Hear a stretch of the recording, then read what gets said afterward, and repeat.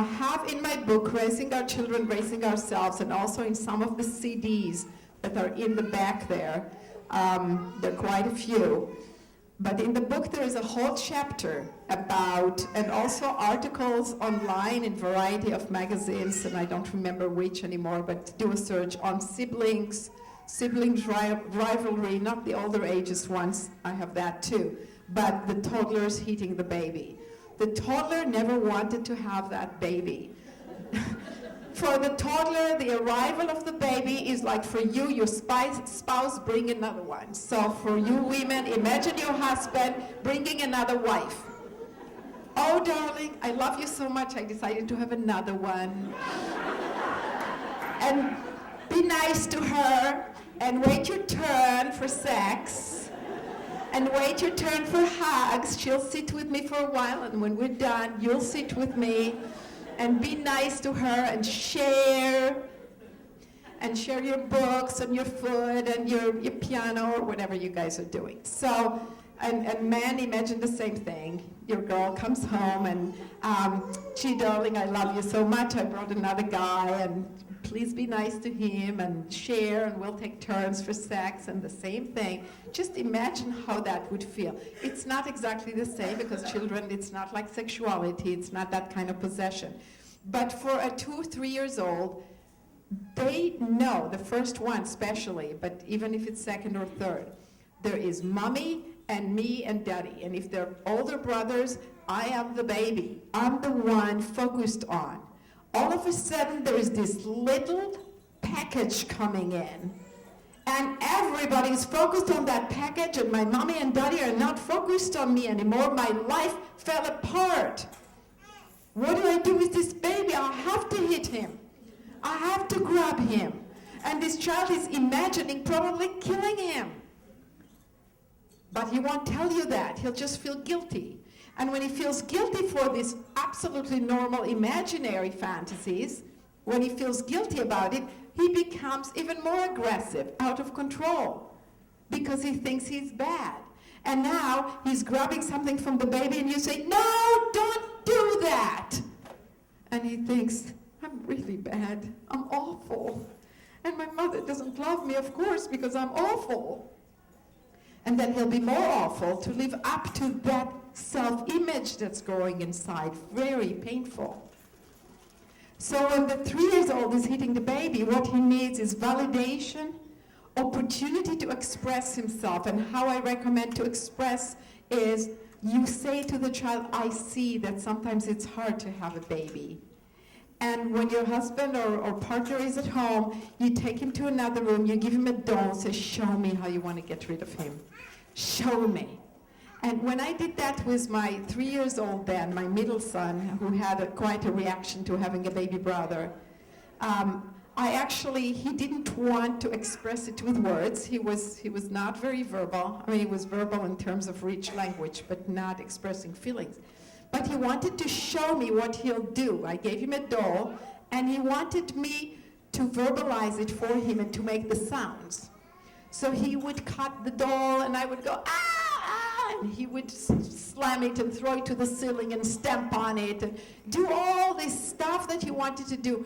And this was so wonderful for him. Not only he unleashed the feelings, but he saw that his mother's love and appreciation of him hasn't changed a bit. He's still loved. He's, oh, my mommy loves me. It's fine to have these fantasies. It's normal.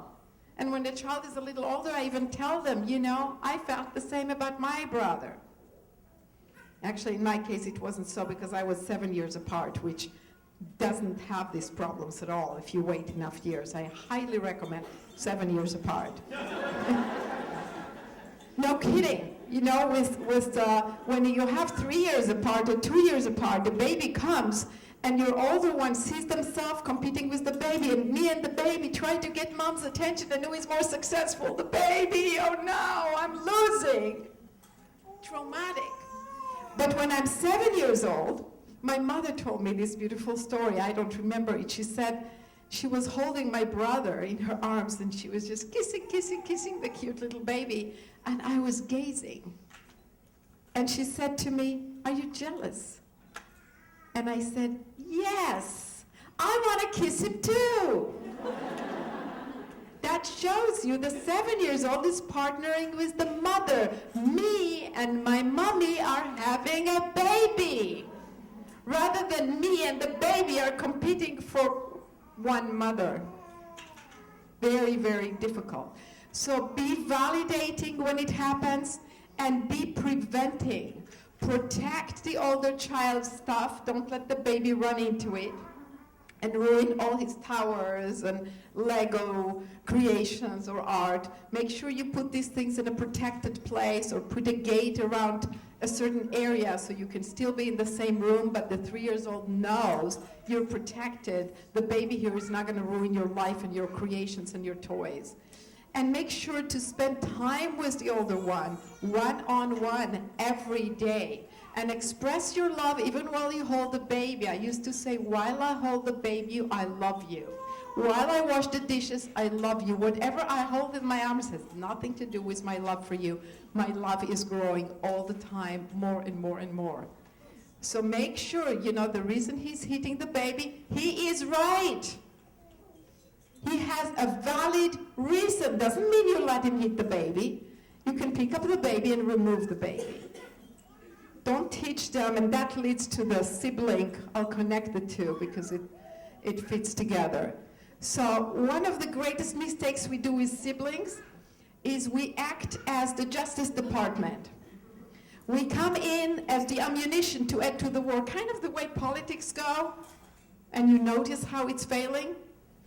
So you have two children hurting each other, and you come in and add a third one yourself with a little more power. You decide whose side you're on, and you scold the other side. Well, they learn to use that. What can I do to set my mother against my brother? And often when you see the older one hitting the younger one started it to get mom to scold his older brother.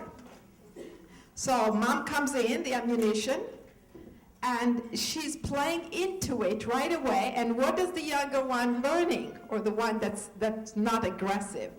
Being a victim works. Being a victim is a wonderful strategy. My brother hits me, mom comes in, and she's going against my brother, and I'm the winner. I'm the good guy, even though I kind of subtly or not subtly started the whole thing. So here is my solution to not fight with nature, to just flow with. Stop being the Justice Department. You don't have to be the judge coming in deciding who is right or who is wrong. You don't even have to come in most of the time because they're just doing it for you. But if you think somebody is in danger, you can come in and say, anybody needs help. If you see somebody needs help because they're only 2 years old and the older one is really overpowering them, pick up the 2 years old and leave. Take care of him. Just respond to the facts. Here is an analogy that will help you a lot. What do? You're in the park and a big wind comes and pushes your 1-year-old from a standing position to a sitting position and throws sand in his face. What do? You pick up the little guy and you get out of the park probably. You don't punish the wind or the rain. You don't say when the tsunami is on the horizon, tsunami, you shouldn't come. You respond, you walk up the hill, you get your children out of there. I say in sibling rivalry, respond to reality when necessary and stay out of it when not. If you have to respond, if somebody is being hurt, pretend the supposedly aggressive person is the wind. You don't have to do justice. They learn compassion when you see you responding to the little one with compassion. You pick up the little one, are you all right, sweetie? Hug, kiss, let's do something else. And then you're being helpful to the older one if he still needs something. And you say to him, you find why he's right. And you give him some tools. Did he ruin your tower? I'm sorry, would you like to maybe create some kind of bee in this room and we'll leave the door open, we'll put a gate on the door, will that help you? You come across helpful. You know, next time if he's doing that, maybe you can see before he gets to you and call me. I'll help you. So the child is right.